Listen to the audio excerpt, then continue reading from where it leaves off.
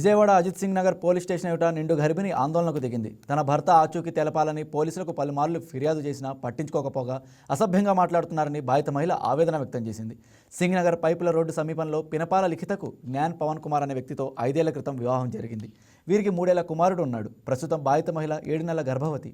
పెళ్లైన కొంతకాలానికి తన అత్త పుణ్యలక్ష్మి దుర్గా అలాగే బావ ఉదయకిరణ్ తనపై దాడి చేసి ఇంటి నుంచి బలవంతంగా గెంటేశారని, అంతేకాకుండా తన భర్తను తన నుంచి దూరం చేసి నిర్బంధించారని ఆరోపించింది. పోలీసు ఉన్నతాధికారులు స్పందించి తన భర్తను వెతికి తనకు అప్పగించాలని ఆమె డిమాండ్ చేసింది. లేని పక్షంలో పోలీస్ స్టేషన్ ఎదుటే ఆత్మహత్య చేసుకుంటానని బెదిరింపులకు పాల్పడింది. పైపుల్ రోడ్లో ఉంటాం సార్ నేను మా హస్బెండ్ మా అత్తగారు మేమందరం ఉమ్మడి కుటుంబంలో ఉంటాం సార్. అయితే ఇప్పుడు ఒక 5 నెలల నుంచి నా హస్బెండ్ని కనిపించకుండా మా అత్తగారు మా బావగారు వాళ్ళందరూ ఎక్కడో దాచేసి మా హస్బెండ్ని నాకు ఇవ్వండి, ఎక్కడున్నాడో తెచ్చివ్వండి అంటే తెచ్చివ్వకుండా ఉన్నారు సార్. నేను ఇప్పుడు 7th మంత్ ప్రెగ్నెంట్ సార్. నా పిల్లోడికి హార్ట్ ప్రాబ్లం అయింది sir. Andhra hospital heart surgery చేయించాను సార్. అసలు తినడానికి తిండి కూడా లేకుండా ఒక్కదాన్ని నేను అలా పైన ఉంటున్నాను సార్. ఈ పడమట్లో కేసు పెట్టాము, ఇక్కడ సింగనగర్లో కేసు పెట్టి ఎన్ని కేసులు పెట్టినా అసలు ఎవ్వరు పట్టించుకోవట్లేదు సార్. సింగనగర్ పోలీస్ స్టేషన్లో అయితే 5-6 నెలల నుంచి అట్లాగే ఒక్కదాన్నే ఆ ప్రెగ్నెన్సీ అయితే 7th మంత్ అయినా కూడా అట్లాగే పిల్లోడిని వేసుకొని నేను తిరుగుతూనే ఉన్నాను సార్. ఒక్కరు కాకపోతే ఒక్కరు కూడా పట్టించుకున్న వాళ్ళే లేరు సార్. అసలు ఏమన్నా అంటే మేము వచ్చినప్పుడు పిలిపిస్తాము మాట్లాడతాము అంటున్నారు. అసలు తర్వాత మళ్ళీ పిలిపించట్లేదు, మాట్లాడట్లేదు సార్.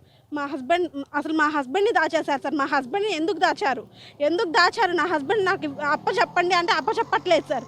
నేను కలెక్టర్ ఆఫీస్ దగ్గర నుంచి డీసీపీ ఆఫీస్ దగ్గర నుంచి మొత్తం తిరగని వాళ్ళంటూ ఎవరు లేరు సార్. మొత్తం అందరు చుట్టూ తిరిగాను సార్. నేను తిరగని వాళ్ళంటూ లేరు సార్. అసలు మా హస్బెండ్ నాకు తెచ్చివ్వాలి సార్. లేదంటే నేను నా పిల్లోడు ఏదో ఒకటి చేసుకుని ఇక్కడ స్టేషన్ ముందే చచ్చిపోతాను సార్.